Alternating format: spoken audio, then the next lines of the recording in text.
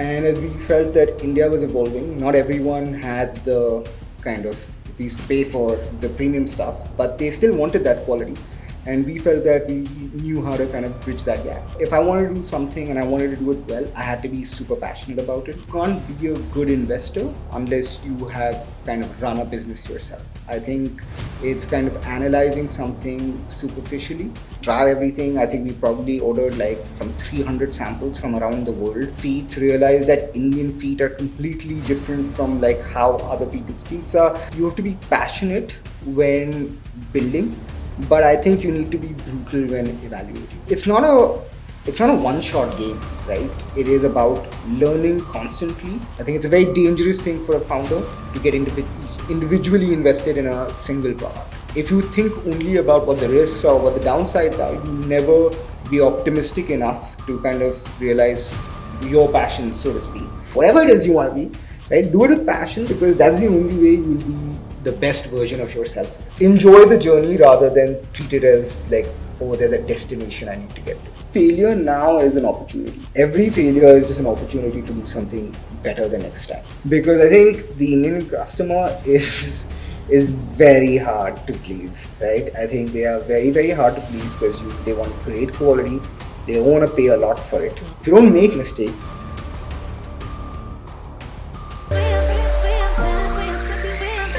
Kunal, welcome to Game Room. It is great to have you. Before we get into you as a person, it would be good to understand what is it that you're building and why is it that you are building this. sure. Firstly, thank you for having me. Really excited to be here. So Elevar is I would describe it as a affordable premium sports brand that's trying to bring some of the world's best sports technologies to millennials in India. Why we're building this is basically what we saw was a large gap in the market. We saw the fact that you had Nike, Adidas, Puma, all these great global brands right at the premium end. And then there was a sharp fall off to Action, Liberty, Campus, kind of at the mass market end. And as we felt that India was evolving, not everyone had the kind of rupees to pay for the premium stuff, but they still wanted that quality. And we felt that we knew how to kind of bridge that gap. Oh, interesting. But if I look at your life, Cornell, Temasek, Wall Street, career, it's everything seemed to be going good and everything seems to be falling in place. So, what made you take this, turn? So it's interesting, as you mentioned, I was doing investment banking and then private equity, and I think I really enjoyed my time in investing. But I'd never felt that I had the depth in any specific sector or really knew how to run a business. It almost felt like I was commentating on a cricket match, never having played myself. Right. So I think for me, the fact that I wanted to understand what is it that really takes to build a business, I really wanted to kind of get my hands dirty and build something from scratch. And I think for me, it was very important that I wanted to build something tangible where you can interact with customers, see them get happy.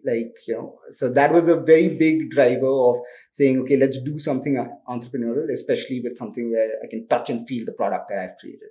So, when you choose to be an entrepreneur with a career that you had, the opportunity cost is a lot. If things as an entrepreneur can go either ways. Mhm. So, at a human level, कभी डर नहीं लगा because the career that you were leaving was a career which has a very very set defined financial and non-financial things that you can really get. Yeah, so I think I would be lying if I said kabhi dar nahi laga. Of course, you had moments of doubt, both when I was making the choice and then early on. Like, of course, there is a little bit of doubt, but I think for me, I was very clear that if I wanted to do something and I wanted to do it well, I had to be super passionate about it. And in sports, it was something that I've been passionate about since I was a kid. So, that kind of came easy. And for me, it was like, okay, if I can do this and I can build this really well, like if I really want to get back to investing, that's kind of there. But I feel like you can't be a good investor unless you have kind of run a business yourself. I think it's kind of analyzing something superficially. I think really need to kind of do it first. And I think this has given me a whole kind of different lens of, what it takes to be an entrepreneur. So I look back at that time and thinking about all the things that we thought, about this promoter or that promoter. And I'm like, that is very naive in a way. And I think this has given me a much richer understanding, and also the reality of how hard it is to kind of get started. Because it's like, you think of all these things, but uh, plans quickly get blown out of the window. And then ground reality hits and you start kind of adjusting and making things work. So what according to you it takes to be an entrepreneur?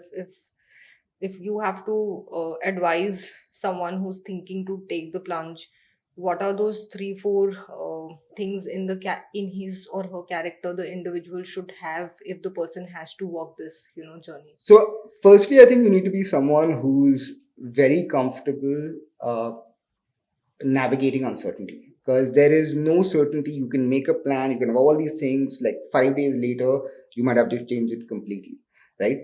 So firstly is that you need to be able to navigate uncertainty. Second is you need to be very humble, right? Like, you can put all this effort and all this stuff and you launch a product that you think is going to be amazing, and the customer doesn't care, because the customer doesn't see like whatever's gone behind, like, releasing it, right? And another product you might not have put in as much effort and actually does surprisingly well, like, and it surprises you. So I think you have to be very humble and say, okay, the customer knows more, so let's see, and, like, let's take that feedback and work off it. I think bigger picture, I think you have to not kind of overthink it, right? If you are the type of person who's like, okay, I want to get this done, and tomorrow will be another day, and I will make a ton of mistakes along the way, I will learn, I will improve, and that's the only way progress is made, right? Because if you're the type of person who, says, oh, I have a 10-year plan and 15-year plan, I think that's not very entrepreneurial. I think entrepreneurial is kind of navigating very real time what happens and reacting very efficiently in life. And yeah, and then of course, once things get larger, things may change, but at least for us, for someone starting off, you just need to get started. So you mentioned about the product. So just talking about the product, I think your shoes has some amazing customer, reviews. So Thank you. how have you managed to reach, where you are? Oh, and a D2C, I think as a customer, or I consume a lot of D2C product, and I sometimes feel that it can be very, very brutal to the founders because it is very easy for us to judge and give, Yeah. reviews. So I think you have managed to get what 4 out of 5, rating on Amazon, and Yeah. being a new brand. So what has been the secret mantra? I don't think there is a secret mantra. I think it is knowing that the customers are brutal. That makes you want to work harder, right? Makes you want to go deeper into the product knowledge. And I think, for founders starting off early on, like, you have to feel passionate about, like, the product. I, as you mentioned, come from a financial services background. I had no idea about making shoes, right? But you just get started and you go deeper, you research everything, you try everything. I think we probably ordered like some 300 samples from around the world. Wow. From different brands, cut them up, what do you call it, tried to mix and match them, took them apart, understood what it takes to kind of make the shoes, took what you call measurements of different people's feet, realized that Indian feet are completely different from like how other people's feet are. While most things are getting made for lasts, which are actually for either Chinese or Vietnamese or European feet, and no one's really making lasts for Indian feet. So a lot of this is kind of just breaking it down to the fundamentals, and then saying, okay, fine, let's build this ground up, and then, testing it out. Like, for us, that challenge of saying, okay, this is a hard problem, like, let's break it down to its fundamental units, and then create a product that will put a smile on the customer's face. That's why we're doing this. So, but that doesn't really feel like a struggle to us. So, Kunal, you mentioned that you were very, very passionate about what you're doing. So, there is one thing about being very passionate about your product. The other thing is that, is there a market, or are customers also very passionate, about what you are kind of doing? And I think as a founder, sometimes you stick to an idea for very long because you are very, passionate or emotional about, the idea. So, what is your view on that? What is the mid, way? on So this? I think that's a great question. Honestly, I think you have to be passionate when building, but I think you need to be brutal when evaluating, right? Like, because at the end of the day, you can put in all the effort, but the customer decides, right? Like, they have no context of all of the effort that's put in, and they will give you brutal feedback. So even if you've spent whatever number of hours getting that product to market and you think this is going to be the one, if it's not, you just have to take that feedback, because it's not a one shot game, right? It is about learning constantly and using that customer feedback is also important in the next iteration of the product or a new product that you're going to launch, because the idea is to kind of take the learnings and then like really compound this over time so that you get the result that you eventually want. It is not like, I think it's important to be emotionally invested on what your grand outcome is, but not at a product level. I think it's a very dangerous thing for a founder to get individually invested in a single product. So, Kunal as an investor, and then Kunal, moving as an entrepreneur. So, what are the learnings which investment career gave you, which helped you to be an entrepreneur and also, raise fund? Because uh, unlike a lot of first-time founders, because you have seen investment from a very, very different lens Mhm. altogether, the wisdom that you would carry would be very different than someone who's hitting, the investment ecosystem for the first time. For sure, I think doing investing before starting the entrepreneurial journey was a double-edged sword. I think it, of course, it makes you much better at understanding what investors are looking for, how do you pitch, all of that stuff. Also, being an investor, it probably gave me access to VCs and stuff like easier than some other people. I think the flip side of that is that, sometimes as an entrepreneur, it's better to be a little naive because you don't want to know so much. Because as an investor, you're also sometimes quite a skeptic, right? You are also thinking about what all can go wrong and very focused on the risk side of things. So I think I had to kind of learn to kind of temper with that while keeping a lot of the learnings around how to analyze an industry, how to kind of see what the business or what the practical sense of this is, while like of course it's important to do things with a lot of passion. Like, you can't throw practicality out of the window, right? You have to kind of find that balance. So I think my investing background brought a lot of that and a lot of kind of fundraising skills, but I think I had to temper it down, because I think if you think only about what the risks are, what the downsides are, you'll never be optimistic enough to kind of realize your passion, so to speak, and not be as ready to make mistakes. So I think that was something which, when I spoke to different people who had been entrepreneurs early in the journey, I think that was one thing that they were very clear about, is that, they had investors on board, and they were like, investors can be very skeptic. So that's kind of important that you temper that. And I think the good thing was also I was still pretty young. So, there's a brand sense of optimism. So yeah, it worked.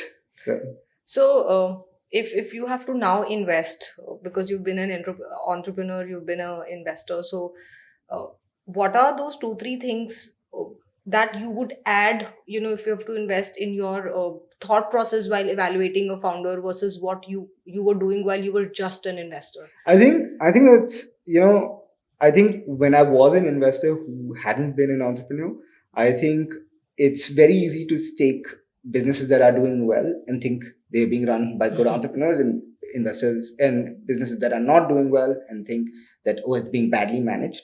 So there's a lot of fundamental attribution error that kind of takes place. That's not always the case, right? Not all good outcomes are because of the entrepreneur. Not all bad outcomes are because of the entrepreneur.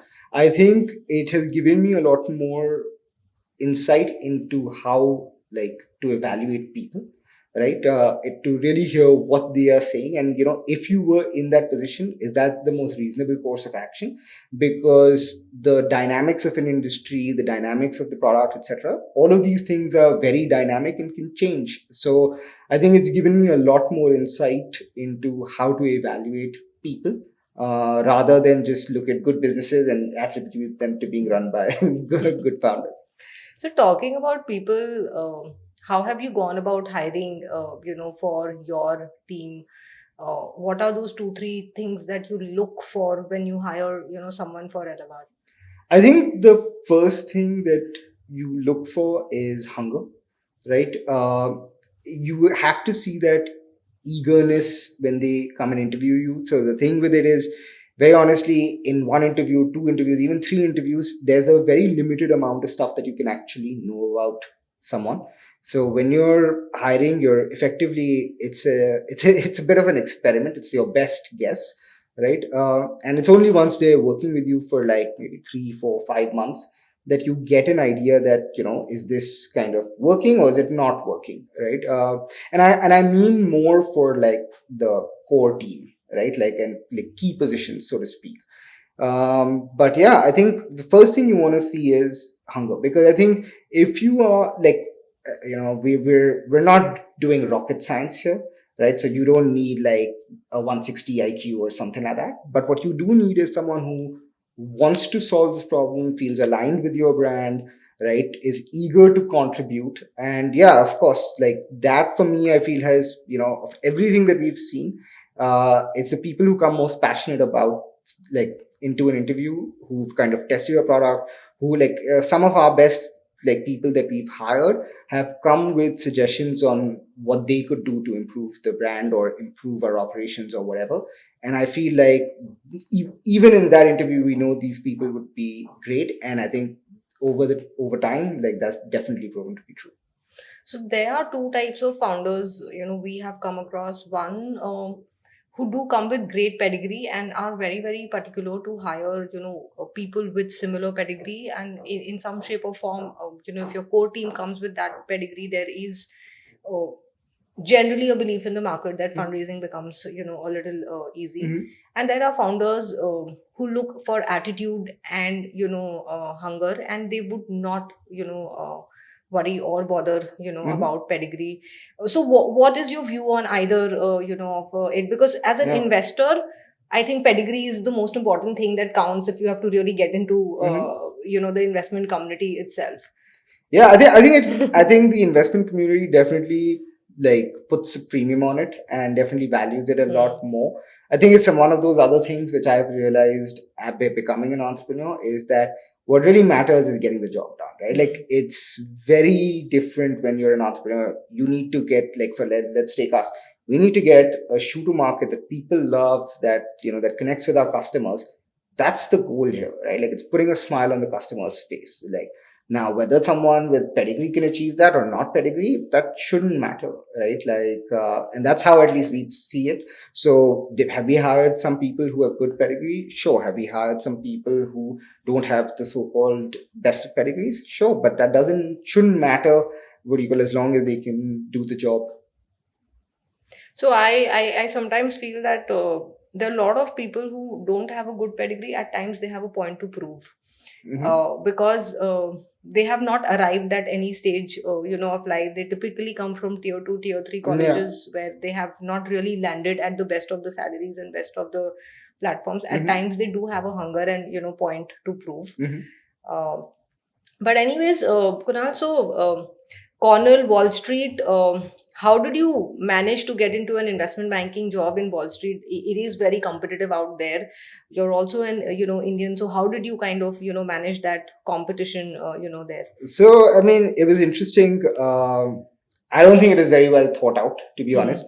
I think the only thing I knew when I was studying at Cornell was that I wanted to do something which, and this really comes a little bit from my parents, where they want me to kind of say, do something which has globality to it, Hmm. effectively, right? Like where whatever you're doing, it can be a transferable skill set, so to Hmm. speak, right? And I was good with numbers, so finance seemed kind of reasonable.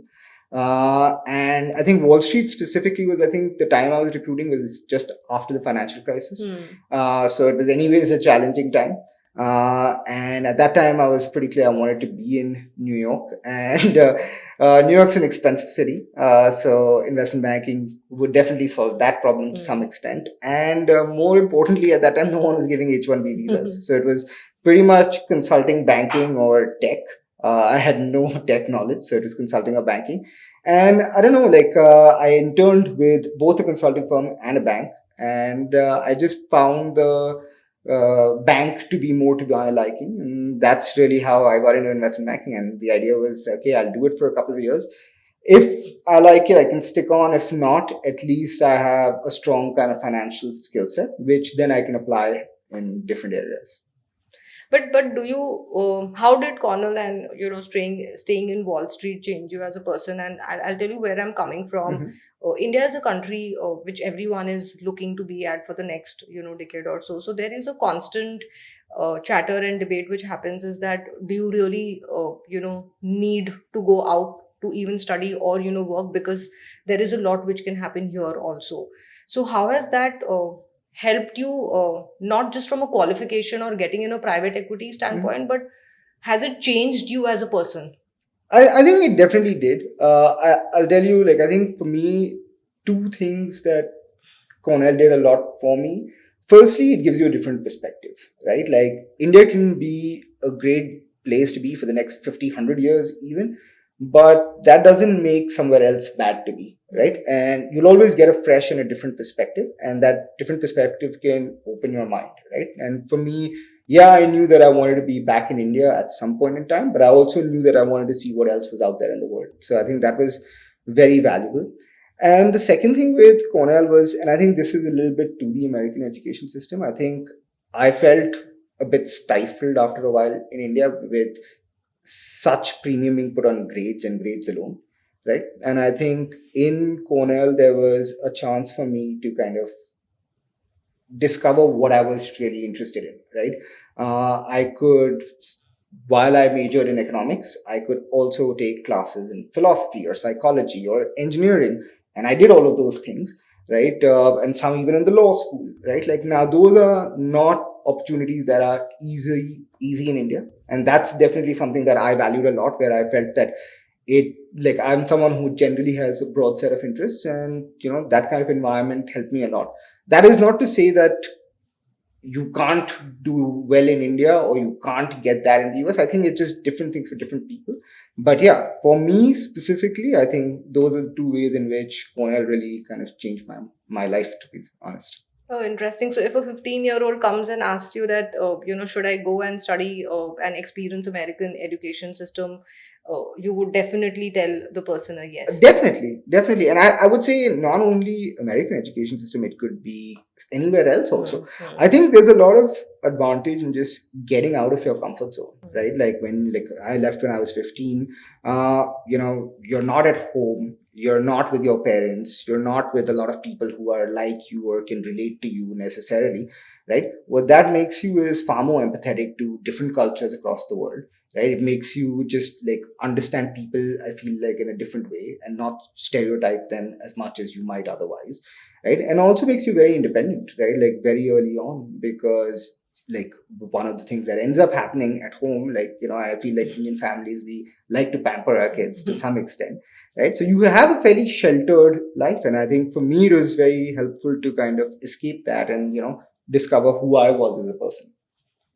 So, Kunal, you also come from a very interesting background because both your parents have been very, very successful Mm-hmm. professionally.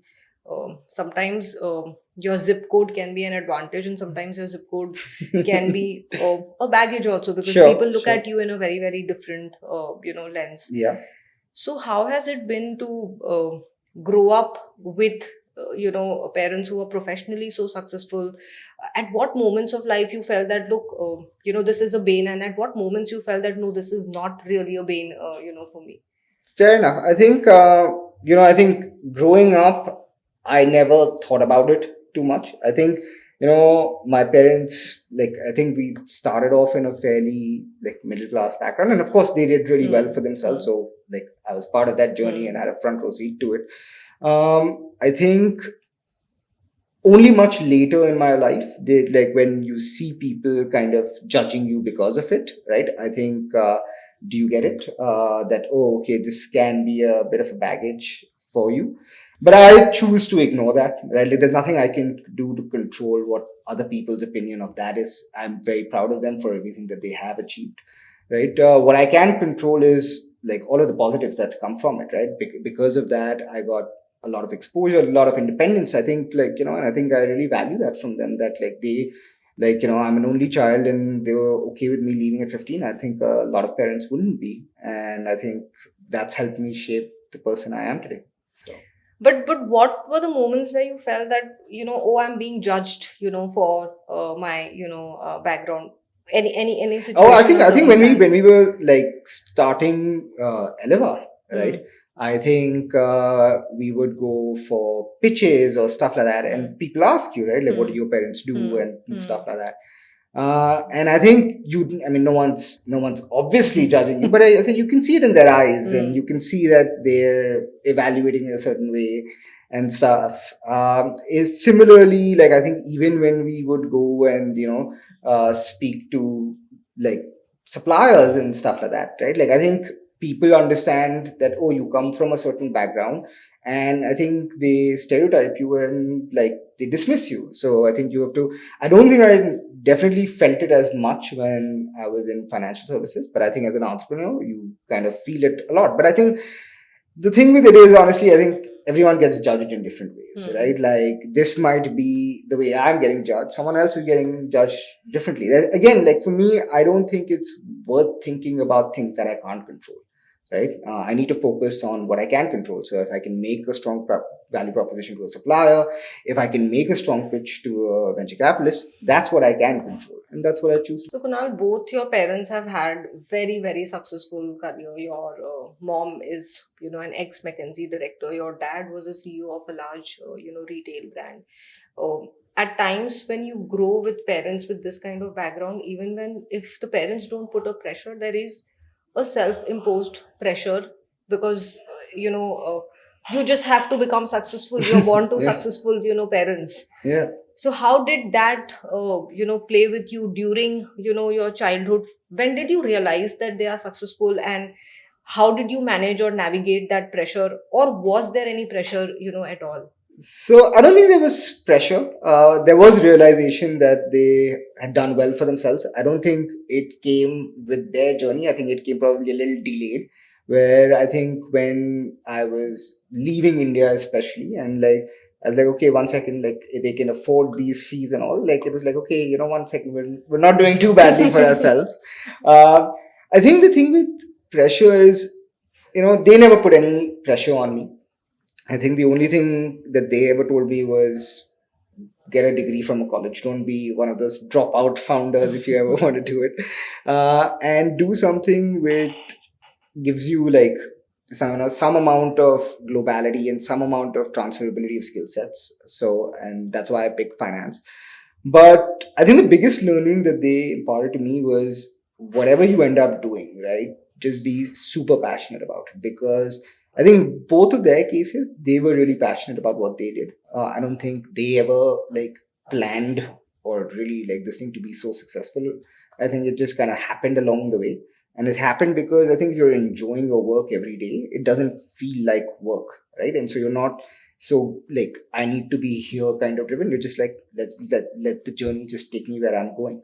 And so I think I was very young when they told me you want to be a lawyer, actor, writer, whatever it is you want to be, right? Do it with passion, because that's the only way you will be the best version of yourself in it. And I think for me that really stuck with me, and I think that really helped me when I was younger, especially because in sports as well as academically, but even in sports, I think the idea was you just need to be a better version of yourself every single day, and you just basically are competing with yourself, right? As long as you can be better than you the day before, and yeah, don't look back and see where this goes, and hopefully, if you keep doing that, things will turn out pretty well. You have to like enjoy the journey rather than treat it as like, oh, there's a destination I need to get to.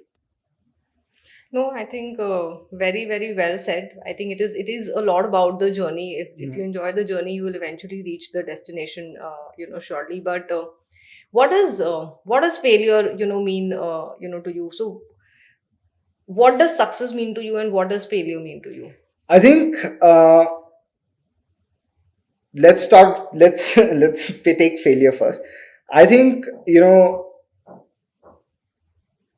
and maybe this has evolved over time. I think failure now is an opportunity, right? Like, in the moment, it feels like crap, But I think that's the biggest lesson entrepreneurship's definitely taught me, is that every failure is just an opportunity to do something better the next time, right? And of course, you don't want to have any major failures, right? Like, which is, like something catastrophic happening, like health can have a major failure. Now, of course, you want to avoid any of those, right? But what too often is called a failure is just an opportunity to kind of do something better. And that's, at least, I don't know if it's right or not, that's definitely the framework of, like, that's helped me a lot in life. uh, I think success for me is basically being happy, doing what I'm doing every day, right? I think, and I think that encompasses a lot of different things. It encompasses work, it encompasses time with my family, it encompasses time for myself, for my self interests, right? All of it together, I think if I can do that, and, like, of course, it won't be every single day is not going to be perfect, but if I look at a month and I know that there are more days like that than not, then I think that would be very successful. And if anyone has to start a D2C business, given you have seen the multiple facets of business, you have raised money, you have been passionate about your product. So what advice would you give to anyone who wants to just build for the consumer of India? I would say, first, have a why. Like, why are you building this? And I think once you're clear, think about how passionate you are about it. Because I think the Indian customer is is very hard to please, right? I think they are very, very hard to please because they want great quality. They don't want to pay a lot for it, Hmm. right? So, and that, of course, when you're running a business, how do you manage that in in your margin structures is a very, very tricky Hmm. proposition to solve. You're not going to get it right the first time. Hmm. You're not going to get it right the second time. Very few people do, Hmm. right? And, like, so you just have to kind of keep at it. And you're not going to keep at it unless you have passion, right? Like, you will think of it as a failure, or you will think of it as something lost. And I think that's happened, like, even with people that I've seen in the D2C space, where I think there is not a solid why, or there is not enough passion for them to keep going. I think in those cases, you often see it happen. I think the Indian consumption market is just about getting started. I think there is another 50 years before we reach any sort of, like, maturity in this market. So all kinds of opportunities exist, and there is no right way to do this. Just get started, and, like, I think this is fairly cliche, but fail fast, learn, and take it from there. Yeah, my last question is, if you have to give an advice to an investor, because you've been an investor and an entrepreneur, both, uh, what would that be? So what I mean to say is that if you have to tell an investor that, look, these are the three ways in which we evaluate founders, that but maybe I've been a founder, and these are two other aspects that we should add when we are evaluating, a business or a founder. So what would that really, be? I think it is, when talk to founders a lot more about their failures than their successes. I think too often investors, because they want to focus on the good side of the business and the things that have worked, don't focus as much on the stuff that didn't work, right? And I think that's probably a more helpful side to focus on, because that's probably also the side that's taught the founder a lot more, right? So if you want to really get to know what's made the founder who they are, focus far more on the mistakes that they've made, the mistakes that they are currently seeing in the business, right? Because that also, for me as a founder, like, when I hear that, I know someone's really interested in the business, because the successes kind of take care of themselves, right? Like, it's really about the mistakes and the journey. I think that's where people get a far deeper understanding of the person, and what kind of drives them. So that brings me to another question. I told the last one is the last question, but you have touched upon a very interesting point, that failure makes you who you are. Yeah. Oh, so what is that one failure of your life who has made Kunal who he is, today? So I don't think there is one. Unfortunately, there is no one single failure that has made me who I am today. I think there is I would say, shift in mindset. I think when I was younger, I would kind of, take failure with a lot more gravitas, right? Like, I think it was something that, wow, this has happened, really, etc. I can't believe it.